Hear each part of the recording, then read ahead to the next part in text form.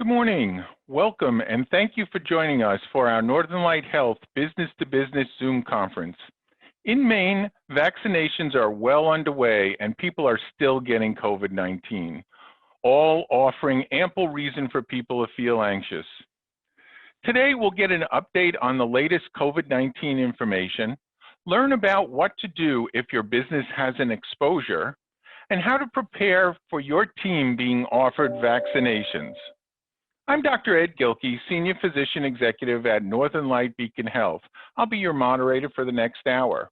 Our panelists today are Dr. Jim Jarvis, Director of Clinical Education and Incident Command Section Chief at Northern Light Health, Dr. Howard Jones, Medical Director at Northern Light Work Health, Dr. Kyle Massey, a clinical pharmacist, infectious diseases at Northern Light Health Eastern Maine Medical Center, and the co-chair of the Antimicrobial Stewardship Program.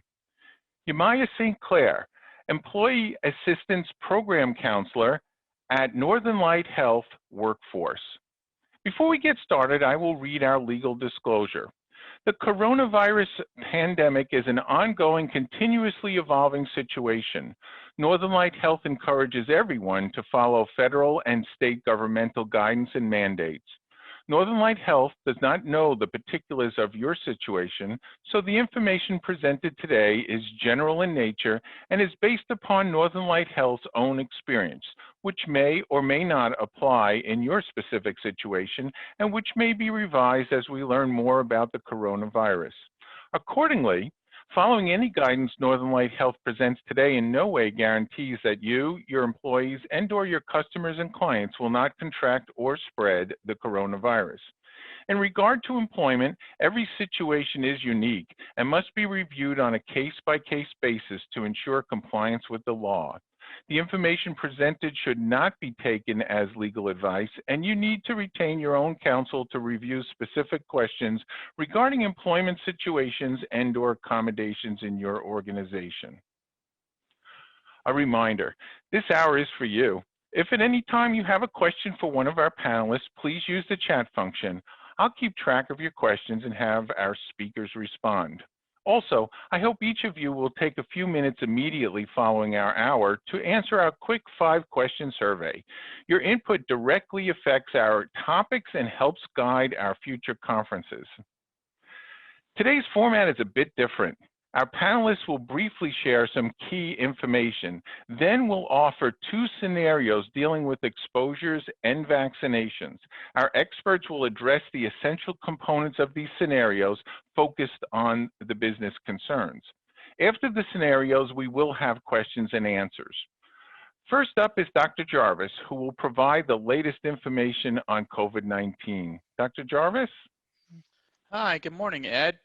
I'm happy to say that I'm actually here at the Cross Insurance Center here in Bangor with our large-scale vaccination clinic, and things are going well, and some things are improving in the state of Maine. So this is a listing here of the number of cases that we've had in Maine, and you can see that right around Thanksgiving we had that sharp increase, which continued all the way through the Christmas holiday.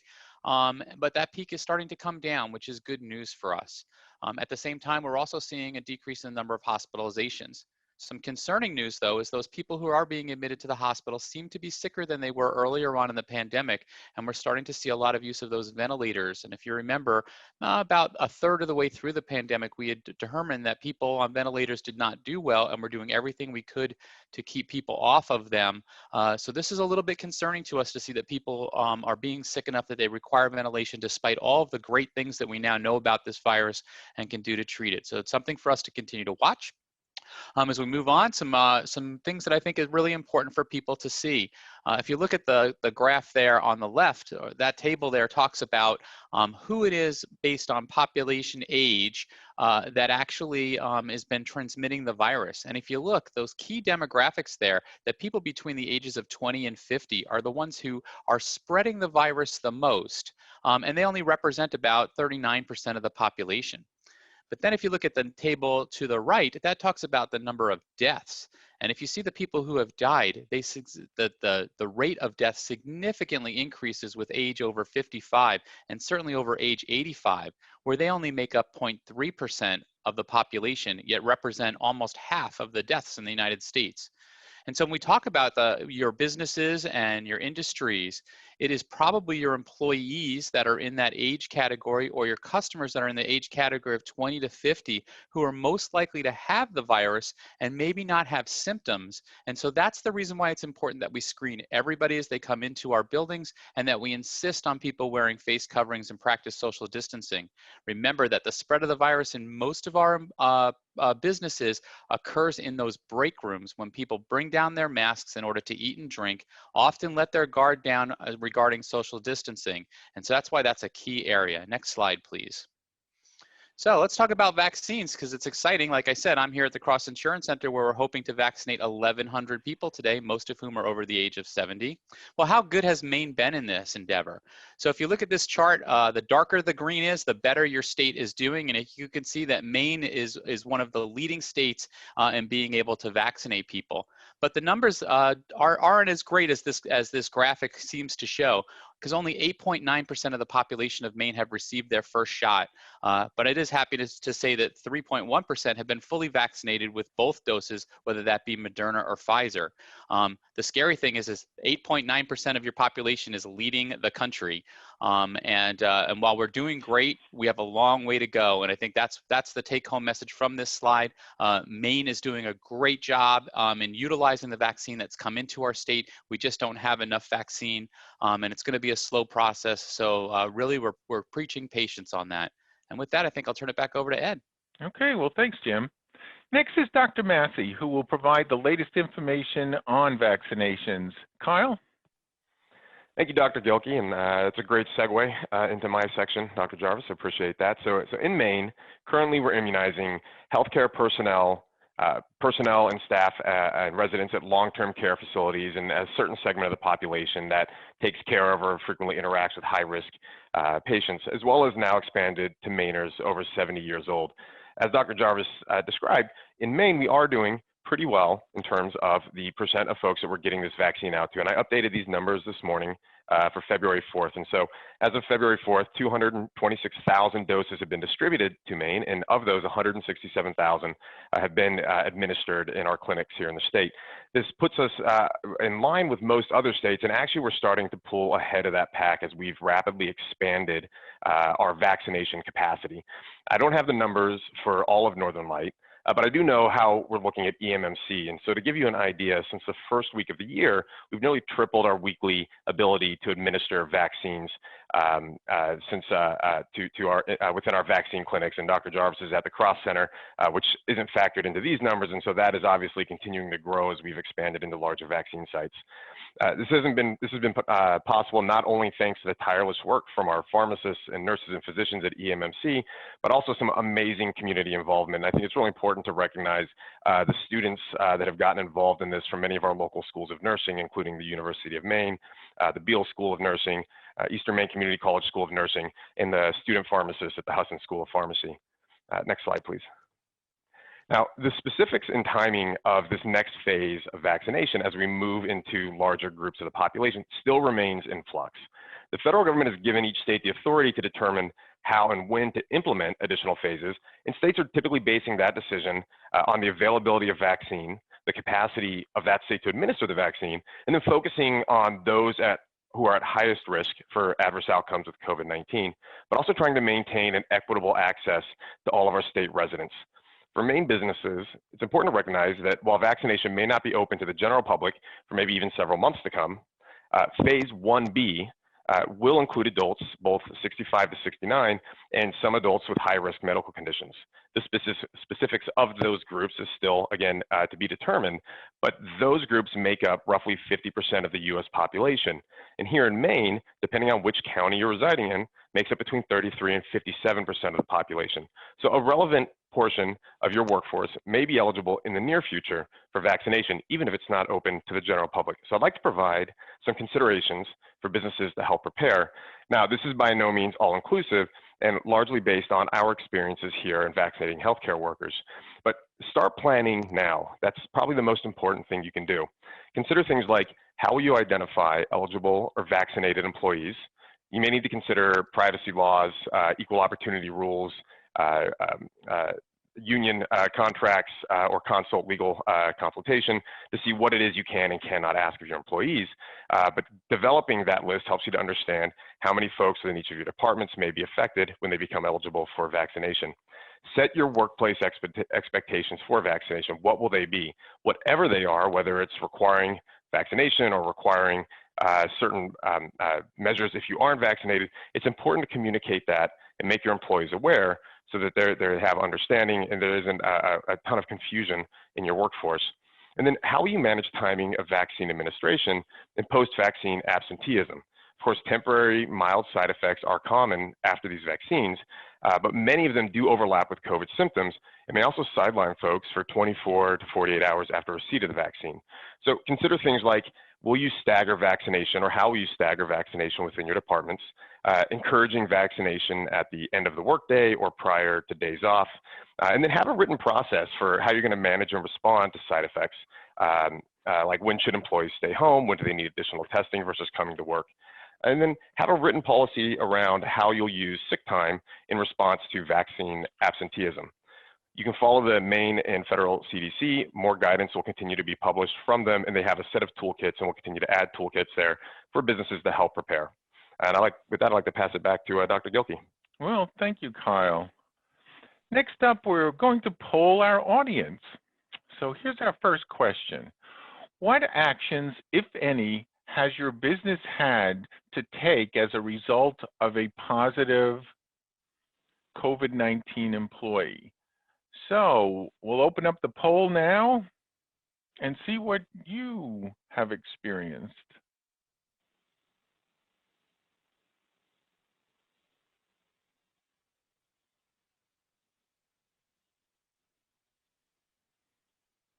$30 seconds.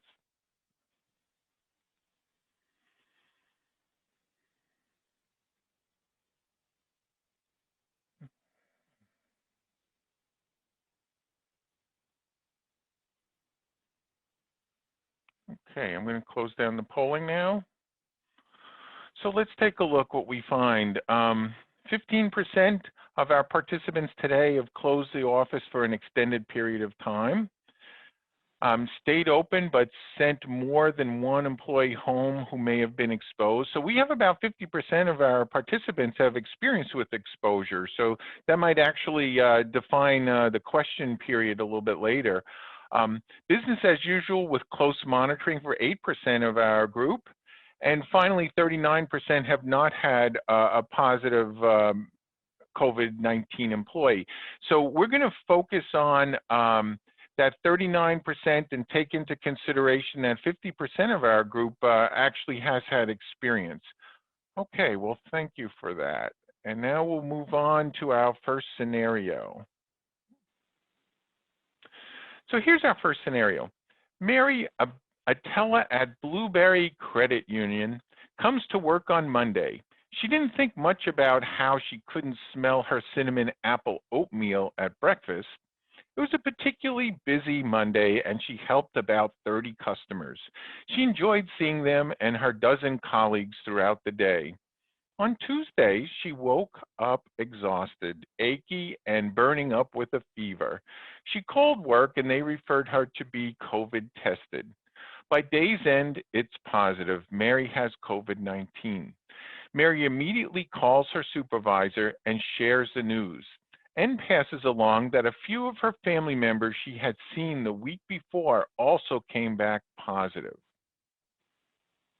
Dr. Jones, please walk us through what to do as the employer with this level of exposures. Sure, thanks. Thanks, Ed, and welcome everyone for attending this week. A lot of this was covered by Kyle, actually, and I suppose by Dr. Jarvis too. And I guess I'd move to the first point, which is, at this point, everyone in the country is comfortable with the idea there is a pandemic present. So a lot of the drama that occurred initially seems to have passed as people are trying to learn how to deal with coronavirus and live with the circumstances we're in. So when something like this happens, if you're the business leader, take your own pulse first. You know, at this point, most people are not excited anymore. They're just concerned and wondering what to do. And recognize that science is evolving very quickly. I don't like oatmeal, so I had to throw in this line that Mary's oatmeal solidifies probably at about the same speed or slower than the science changes, and it really does change daily, sometimes multiple times a day. Much of the response that follows this event, as the poll question would suggest, becomes a human resources event to decide who goes home, under what benefit structure, how long they stay home, et cetera. And that may entail getting people back to work, which we'll get to eventually, a more complex situation, in fact, than the decisions of who to send home. Recognize, obviously, the disease is primarily spread through small droplets in the air, and a lot of the surface cleaning is less and less supported by science, but it's an important thing to do for, the public optics, I suppose. So consider some facts in a case of a credit union, and this may be different, of course, for different businesses as people are listening. The layout of the facility and use of spacing and barriers, whether Mary, in fact, spent much time in the facility at all, is not defined in the scenarios. Obviously, many people are working remotely, particularly in the banking industry. Personal protective equipment in use both in the customer areas and the office areas. At my bank, we don't really go in the lobby. Everything occurs through a drive-through teller. So my risk is much less, as there's really not a plausible way for me to come in contact with Mary's droplets. Efficiency of air exchanges, which is a hot topic and really difficult to define. And recent infections of other staff, because those people obviously may not really be at risk of getting the disease again. We can talk more about that later, as the poll questions would define. And then finally, at long last, vaccination history, planning for employees who've received the vaccines, whether they should be considered an at-risk group or not. Again, evolving science as to when the vaccine is protective and to what extent. If you can switch to the next slide.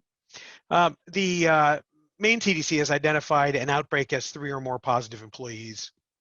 I think from the perspective of a business, it's a little more fluid, and certainly if you have technical questions on what I'm getting into, reach out to any of the resources noted at the bottom of this page, and again, repeated later in the presentation. You need to have a clear conversation with employees, recognizing that half or more people I speak to who have a positive test have no idea at all.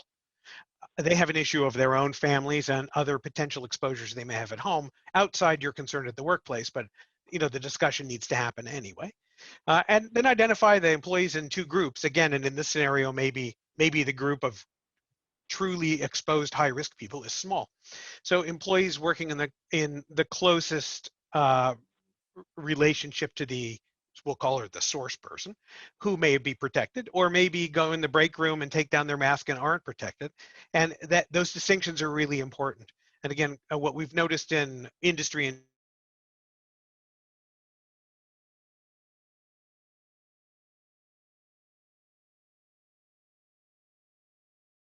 of your workers.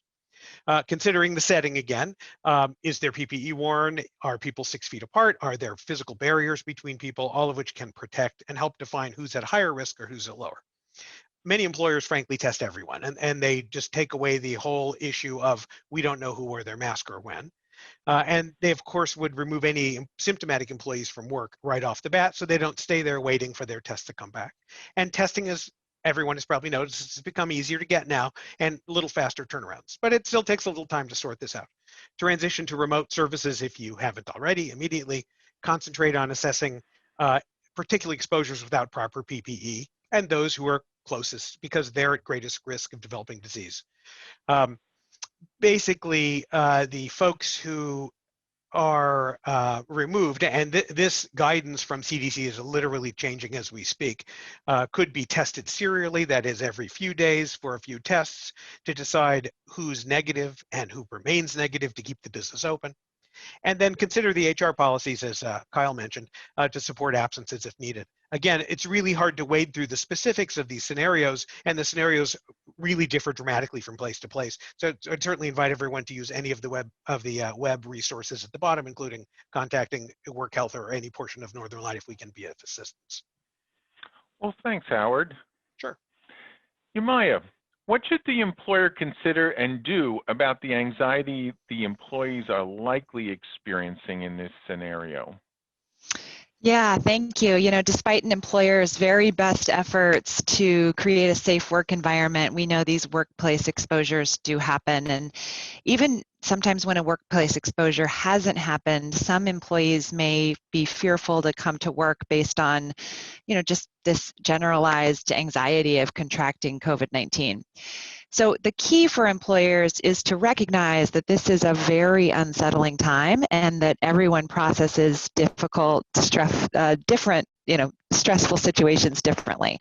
So if employers approach every situation with respect and open communication, it's going to go a long way to finding solutions that balance the needs of the individual with the needs of the business. And what does respect look like in this situation? Well, first, it's really checking in with people often and really listening when they share their concerns. And telling employees it's okay to feel anxious. It's ensuring that employees who are experiencing stress and anxiety know how to access support. And then, and this leads to the second bullet listed here, it's really being transparent about what you as an employer are doing to reduce the risk of exposure going forward. You'll want to frequently communicate the protections that are in place. You'll want to create spaces for employees to give feedback, possibly via an anonymous survey or confidential email address. It's also important to educate employees, as it's really often hard for people to recognize signs and symptoms of mental health distress in themselves. So you'll see on the right here a list of common symptoms so that employees can identify warning signs in themselves and in others. You may consider providing training to employees on stress and resiliency so they're better prepared to recognize their own stress reactions and improve their coping and self-care through all of this. It's also important that supervisors are ready to help employees as they return. They may be the first to notice if someone's feeling anxious or fearful by recognizing some of these behaviors. And this last bullet, you'll want to make sure your policies and procedures reflect the value your organization places on its workforce. And this has come up again and again from the different presenters, but it's really necessary to review and update these policies, considering how you can continue to support remote work as possible and how you can really meaningfully encourage self-care. So another way to look at this information simply here is, consider approaching staff with some open-ended questions like these. How are you coping with the potential workplace exposure? In what ways can I best support you? Right? These open-ended questions solicit more information than just yes and no questions. And then the key, of course, is listening in a non-judgmental way. I often hear from leaders this kind of reluctance and hesitancy to ask these open-ended questions because people are afraid they won't be able to give employees everything they're asking for. And I would say there's a strong therapeutic value in just asking and listening. And sometimes when needed, saying, I hear you. I really wish I could offer you that accommodation, and I'm sorry that I can't. What most employers can do is offer reassurance, resources, and encouragement. So you'll see here listed on the right some specific suggestions for how employers can encourage self-care in the midst of just this really inherently stressful time. Well, thanks, Shemaya. Mm-hmm.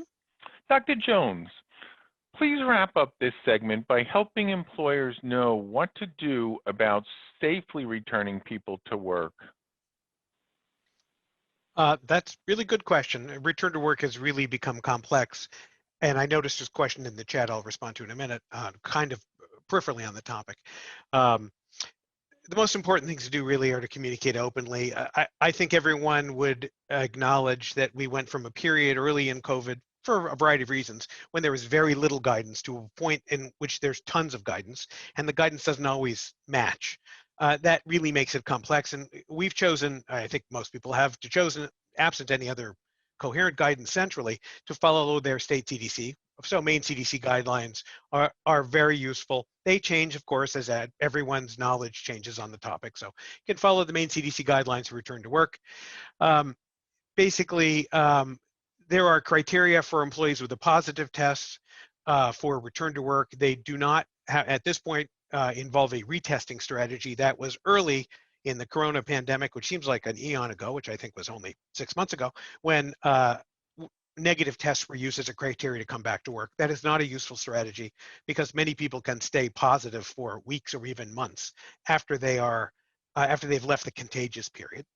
And the most important thing is maintain a safe business environment, which I know is the topic of today's presentation and something everyone sort of struggles to do. Physical barriers, appropriate PPE, isolation for people who are ill, et cetera, much like we've always done, but probably with more focus now on a respiratory disease. Well, thanks, Dr. Jones. We will get to that question during our question and answer period. So poll question number 2. Has your business started planning for COVID-19 employee vaccinations? Polls now open.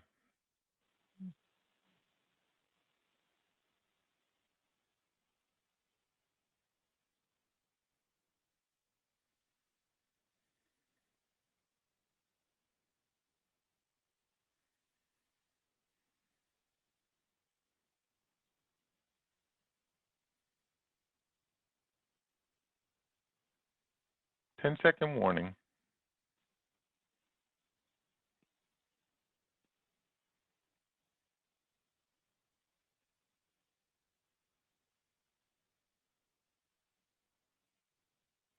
Okay, so we'll end our polling.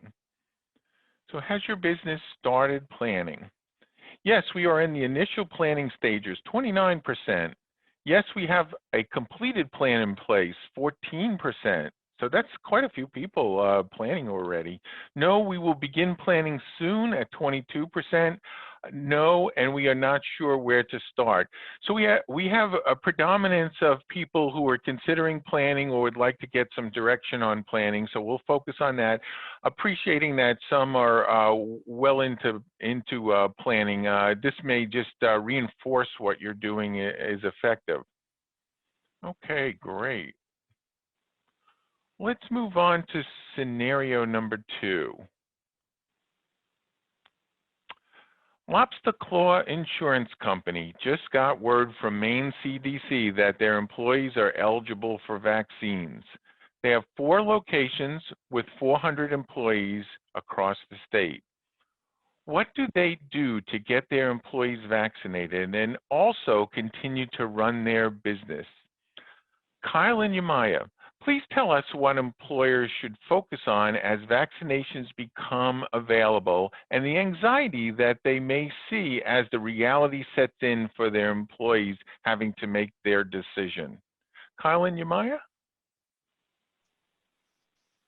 Yeah, that's a great question, and I think anxiety really is kind of a root of the conversation here when it comes to vaccination. While confidence with our vaccines has grown considerably over the last 6 months or so, a recent Gallup poll still shows that only about 20% of Americans are very confident in the quality of our vaccine trials, and about 35% of Americans are hesitant to receive the vaccine. Now, traditionally, vaccine hesitancy is rooted in both rational, secular, or ideological concerns, but also a mix of fear and anxiety, distrust, and misinformation.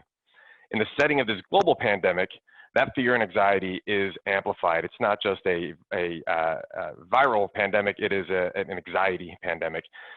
And this is reflected in a recent poll asking Americans what the primary drivers of vaccine hesitancy were, and the top responses were a rushed vaccine timeline, waiting to confirm it's safe, and a lack of trust in the vaccine itself. And vaccine hesitancy itself can have a significant impact on your workforce and your business. Ultimately, vaccine hesitancy can lead to lost work time, employee exposures, increased healthcare costs, and lost income, in addition to just a general sense of anxiety and fear being experienced in this setting. Now, notably, that 35% hesitancy I mentioned earlier is actually very low compared to historic Gallup polls and is tied for the lowest level of hesitancy amongst vaccines included in their polls since Gallup started asking this question more than 5 decades ago. Now, over the last month, I've been meeting with community organizations to provide education, specifically on the safety and efficacy of the vaccines.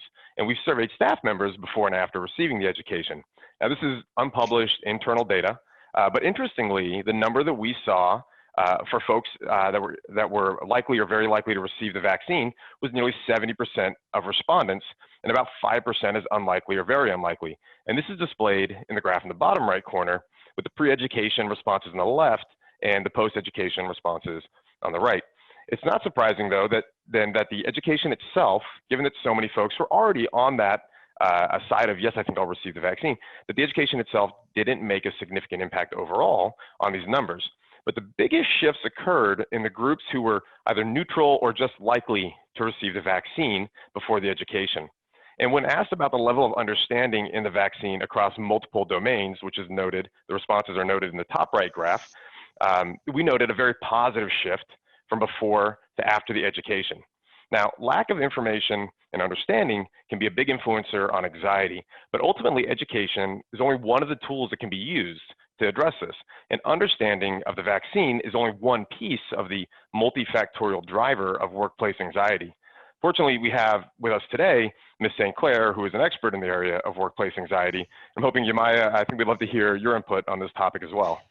Yeah, I mean, vaccine anxiety is real, right? We know this, and we know that as these vaccines are rolled out, organizations just really have to tread a very fine line with employees, as there is this significant divide in perceptions around the vaccine, and no one wants to be forced into a decision, especially when there does exist this great deal of misinformation out there. And of course, we each value our own agency and autonomy, and some people just hate needles. So there's all of these different factors. Looking at another study here, this Perceptic study referenced over 1,000 US employees and asked to select the top kind of mitigation efforts that would help them feel safer in the physical workplace. And you'll see that mask wearing, social distancing, frequent cleaning, those top the list. And when asked about vaccines, 60% of respondents reported feeling fearful of some of the potential side effects and other challenges. So how do we cope? How do we help our employees cope with this anxiety? I think first it's really important to validate. And you can go ahead and switch to the next slide here, really validate people's concerns, right? Even if you don't agree, these feelings people have are real. They're real for them, and you can validate them by saying something like, I hear you have significant concerns about getting this vaccine. And second, we often know that fear is based in the unknown, like Dr. Massey said, right? So you're going to want to encourage employees to learn as much as they can from trusted sources. And the CDC's COVID-19 vaccine page is a really great resource to share. You might also encourage employees to think about the benefits compared to the risks. And while we don't know everything about this vaccine, the leading trials have been safe, and the vaccine will help people develop immunity as well as build up herd immunity. For a lot of people, it's important to connect to the larger purpose, the larger goal of all of this. And that's what will help them maybe move from their individual anxiety to thinking, like, what's my role to helping achieve this collective goal of having a safe and healthy society? What's my role in helping to end this pandemic that we all so desperately want to end, right? And lastly, the research also shows us that employees who are most likely to follow through on their organization's recommendations to get vaccinated are those who have stronger relationships with their managers. So those people who feel really sincerely cared for, right? They're more likely to trust and be persuaded by their employer's encouragement to get vaccinated. So it's just another reason why great leadership and investing in the individual and unique needs of employees is really critical to an organization's success and, to the overall success and wellness of our communities.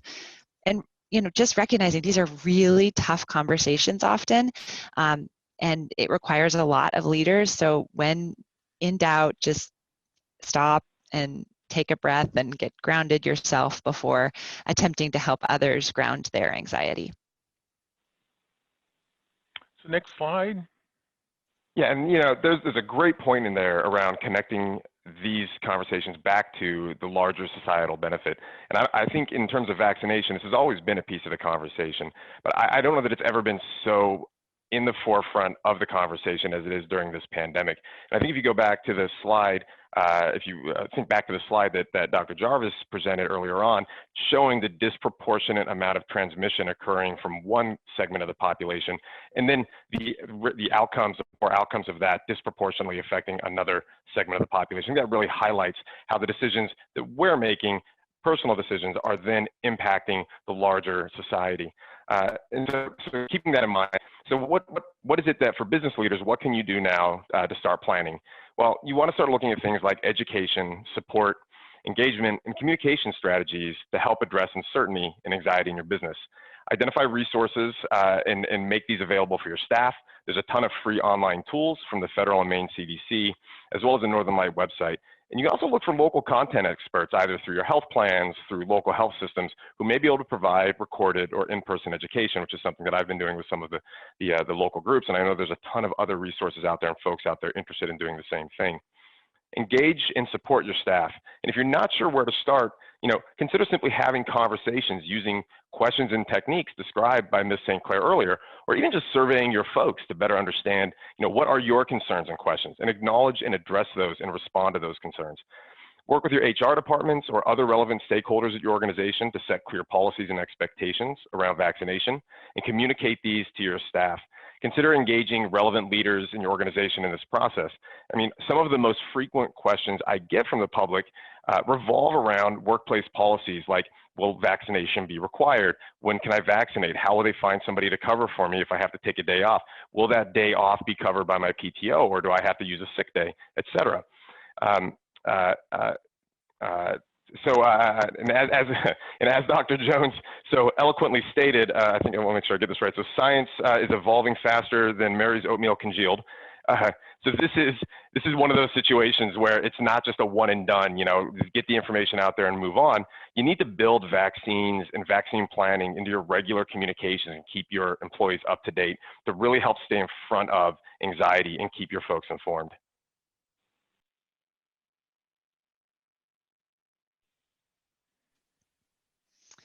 All right, so I guess we're trying to figure out how to help employees make this decision, right? It is a very personal decision choosing whether or not to get vaccinated. And, first and foremost, we encourage everyone to talk with their doctor. A lot of the common concerns that we've heard already have been brought up, right?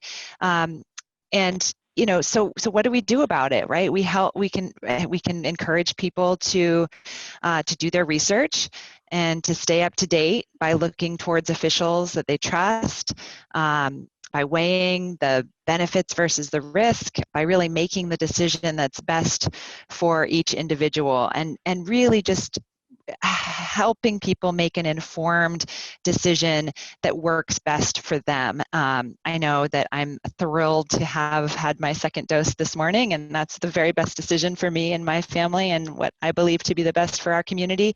And we just have to support people's individual decisions and hope that they make the one that is right for them. I don't know, Dr. Massey, if you had anything in particular to add on that. No, I think that's great. I mean, really, when it comes to discussing whether or not you should be vaccinated, it's about empathy and understanding and respecting each other's points of view. You may not agree with one person's thoughts or thought process, but helping to understand where that comes from, where it stems from, and whether you can address that, and helping to address that can go a long way in moving people either towards receiving the vaccine or at least towards feeling comfortable and less anxious about the ultimate decision they make. So, thank you, Kyle. Thank you, Umaya.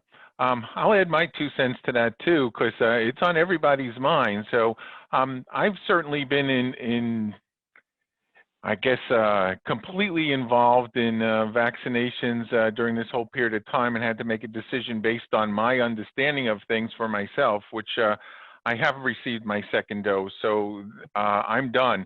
But I find out that my wife came across some information that raised the issue for her to say, maybe I'm not going to get that vaccine. And I feel like you have such a strong opinion that I don't have any choice.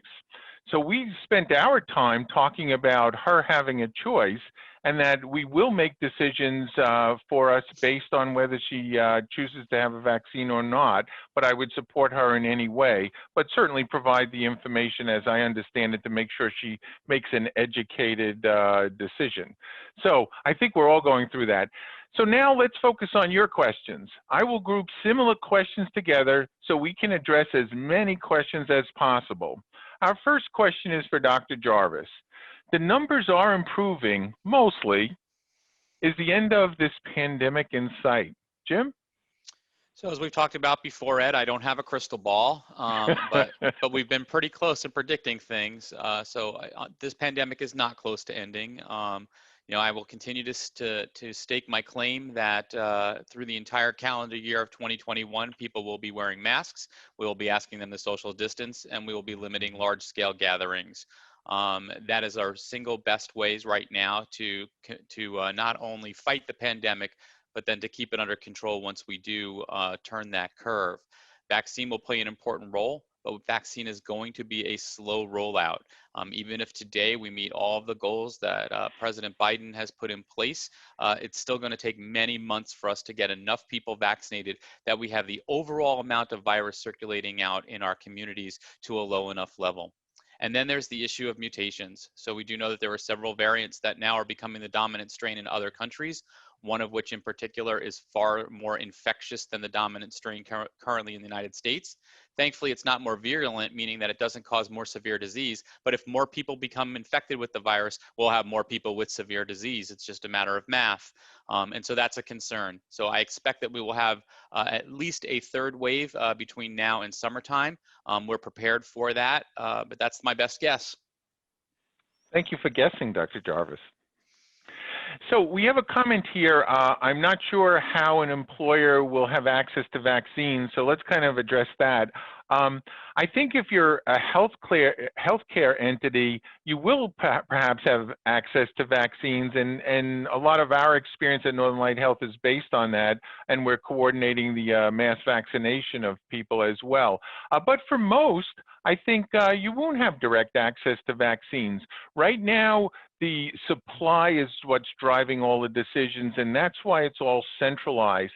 As additional vaccines come online, become very amenable to being managed at even a practice level, we will probably see over the coming months a change in strategy and enhancement of strategy. So stay tuned in. This is really quite the moving target, but right now it will all be centralized in terms of availability. So I'll turn to Kyle. I'm going to ask you a question, and feel free to weigh in on what I just spoke about. But here's the question for you. When do you think there will be enough people vaccinated to develop herd immunity in the U.S.? So this is a crystal ball question, just like we asked Dr. Jarvis. Kyle? Yeah, that's a great point. I was going to say I'd like to borrow Dr. Jarvis's crystal ball. Well, it's foggy. I warn you, it's foggy. I will make this comment. Herd immunity is a complicated topic. I'm not an epidemiologist, and so I won't pretend to be able to discuss intelligently all of the ins and outs of it. But there are a lot of different estimates floating around out there, and the percent of people who are vaccinated is just one piece of that overall equation. And so you'll certainly hear different numbers from different folks. Generally speaking, somewhere in the range of 60 to 70% is what's most commonly cited. And if the question is really how long does it take to get to 60 to 70% of the population vaccinated, again, that's a question that's difficult to answer. Right now we're averaging about 1.3 million doses per day. So that puts us around August to be the point where we have at least one dose in 60% of the US population. But so many things can change between now and then. And I imagine with the work that's being done at the federal level, that may certainly ramp up. One other thing to keep in mind too, herd immunity assumes a homogeneous distribution of vaccine, meaning for any group of people, X% of that group have received the vaccine. More likely what you'll see is pockets of folks, or could see is pockets of folks who haven't received the vaccine, and sometimes large pockets like we see with outbreaks of measles, mumps, and rubella. And when that occurs, that creates a foothold for virus to take hold and continue to replicate and even mutate, as Dr. Jarvis described. And so really getting out there and trying to get folks on board, if they're interested in getting the vaccine, and get them to the vaccine, that's going to be a huge help to this. And so rather than say what percentage do we need to get to for herd immunity, I say let's continue to focus on getting as many folks vaccinated as we can throughout this pandemic. Yeah, great. Great. I'm going to throw a couple more questions your way, Kyle, before we move off of vaccine, and I'm sure we'll be back onto it too. But is there any information on clinical trials for children and any idea when they may be completed? So we've heard in the last week some information about that. Maybe you could share what your understanding of testing for children. Yeah, I'm still waiting to see some of the the data be published to review. But essentially, for all vaccines, the process is once we have this approved for adults, then we start to move into the phase of testing pediatrics. Now, the Pfizer vaccine certainly had 16 to 18-year-olds in their trial, a very small number, but they were included. But both Pfizer and Moderna have moved on, and as you stated, there's information coming out around pediatric vaccinations. Now, when the other vaccines that are currently being tested additionally receive emergency use authorization, the same process will take place. From what I've been hearing, and if anybody else on the call here wants to add anything else to it, my expectation is sometime within the middle of spring, maybe late spring, is where we'll have more data around children, at least published data that's actionable by the FDA. But certainly input from any of the other panelists would be appreciated. So, Jim, do you have any comments that you wanted to add to that? No, I would have just echoed exactly what Kyle said. I think that's probably a good waiting time. We don't expect there to be any major differences in terms of both efficacy and in side effects or complications from the vaccine, but we do want to prove that before we start making that readily available. I will say that it'll probably be another age-based division there. So probably you'll see they'll start adding like maybe 8 to 16 or 6 to 16. And for the very young, it'll be a while beyond that. Okay, well, thanks. I see here another vaccine question, so I'll ask that. I never see custodial staff in lists. Where do they fall in the rollout? We need one more list of names here. So I'll make a quick comment about that. The supply comes from the federal government, and it's determined at that level using a host of parameters. And then once it's at the state level, there's CDC guidelines to follow. And then there's some differences between states, as we all know. Our governor and her staff have helped us to determine that what's in the best interest of our demographics in Maine would be first to do the healthcare workers, as it has been done across all of the United States, followed by a cutoff 70 and above. And if you think about the slide that Dr. Jarvis shared with us a bit ago, we understand why keeping 70 and above safe would make a lot of sense.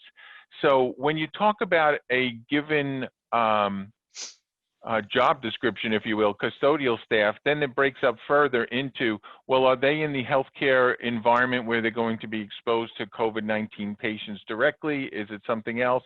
So I think that most custodial staff will probably fall into an age group followed by the general public. Kyle, maybe you want to clarify anything I may have said?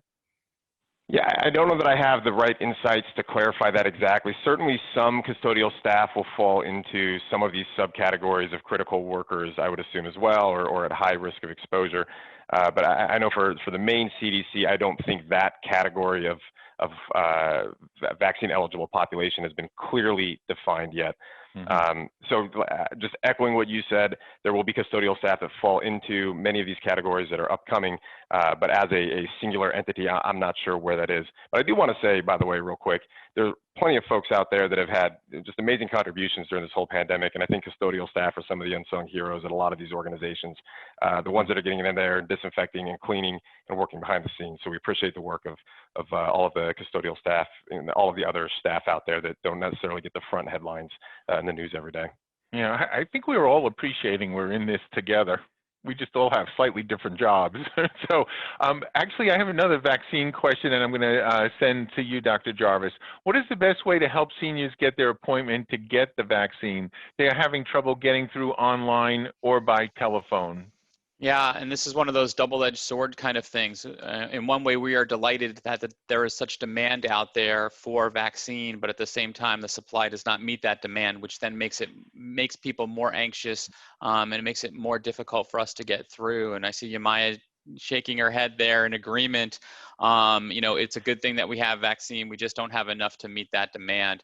So what I say is, one, you should go to the state website that has all of the agencies that are licensed by the state to administer this particular vaccine. So you can find the location that's closest to your house. We don't say you have to just go to a Northern Light Health location. I don't care what location you go to. If you can get in for a vaccination and you're over the age of 70, do so. And then have patience. So we know that just with Northern Light Health, we have had some difficulties, and mostly those are volume issue difficulties. Again, a good thing people are interested, but a bad thing because it easily crashes things like websites and telephone lines. And be patient. If you can find a friend who can help you navigate the computer system, we strongly encourage that. For Northern Light Health, every Monday at 2 p.m. is when we're going to post what vaccines we have for the coming week. We do that for a reason. We only open up clinics if we have vaccine on site to fulfill those clinics. We see time and time again in other states where they have had to cancel clinics because they did not get a vaccine shipment, or the vaccine shipment they got was not enough to supply what they had for that clinic planned. And then all of those people have to get back in the line all over again, even though they thought they were in line to begin with. And so that we never want to see that happen. If you get a scheduled appointment through Northern Light Health, we have the vaccine on hand. You will get vaccinated at that time. And then if you need to use our phone line, I will say that when you call through the phone line, the person on the other end, when you reach them, is using the exact same website to go through. So they will ask the same questions in the same order. So if you can navigate the web, it's actually a faster system than doing it by phone, because if we do it by phone, that means they're going to ask you the question and have to type the answers in for you. Some things you can do to prepare if you do get through on either the website or the phone: make sure that you have your insurance card. For many of people over the age of 70, that means their Medicare card. Some of them have not seen their Medicare card in years because they have a Medicare Advantage plan, in which case they're told, you'll never need to use your Medicare card. Well, unfortunately, the federal government says, in this instance, you have to use your Medicare card. And so having that information, having some ID as well prepared would be a useful thing to get through those questions. But really the biggest thing here is patience. It's going to take time for us to get through. We still have about 110,000 people over the age of 70, I believe, that we still need to vaccinate in the state. And obviously, if we're only getting between 20 and 30,000 doses a week to the state, that means it's just going to take time for us to get there. So the arithmetic is pretty clear. It really is about supply availability. It is. We still, if you add healthcare, the remaining healthcare workers to people over the age of 70, we're still talking about probably about 200,000 people that still need to be vaccinated before we can even think about expanding beyond those two categories. Okay, well, thank you. I'm going to switch over to some exposure questions at this point. Dr. Jones, if someone has been vaccinated and then exposed at work, do they need to be tested like the rest of the team? That's an excellent question. There is, of course, now very early and somewhat conflicting guidance from the state CDC and federal CDC, and also from the various organizations that manage healthcare industry. So if anyone is on this conference today is from healthcare, the rules are still a little different. Things have been, of course, integrated, and very few people have gotten both vaccines. I would like to think that if I've had both my shots, and I have, that I did that for a good reason, and that I don't have to worry quite as much. And the argument at the present time is, if a person's been vaccinated and they've been exposed, that there are different strategies, whether they're in healthcare or not, that they should be safe to do things like travel and not have to quarantine on return and get tested. Again, in the healthcare world, the guidance is quite different. I am theoretically protected after 2 weeks after my second dose. And that's with the two vaccines that are licensed in the US at the moment. And therefore, I should be less apt to become sick. That doesn't necessarily mean that I might not be more apt to get coronavirus, not know it, and then give it to, say, my wife, who hasn't been vaccinated. And therein lies the risk and the rub. Until there's herd immunity, this is going to become a very difficult question to answer with any accuracy, because I have a feeling it's going to take at least that much time to determine really how protected I am as a person who's had my 2 shots, and whether I am a risk to other individuals because I think I'm fine and am more apt to take my mask off and, and behave in ways that I probably shouldn't behave. Okay, so Howard, I have 2 other quick questions for you, and we have about 10 seconds for each. So just to give you an idea, an employee tests positive and has potential exposure to others. How many days do other employees wait to be tested? So there's a couple general streams, but basically, if a person has tested positive and they're in the infectious phase, they're the source person, then the other people may be negative or positive on day 0. If it's related to the first exposure, probably days 4 to 7, within that range after their exposure to the source, they should become a test positive individual. Again, whether they're symptomatic or not, different question. So you want to wait a few days. Great, thanks. And then I have another follow-up question for you. Talking about returning to work, and if we're not doing a retesting strategy, how do you determine when a person who tested positive can return to work? Is 2 weeks after they've tested positive a reasonable approach, or is there some better way to do it?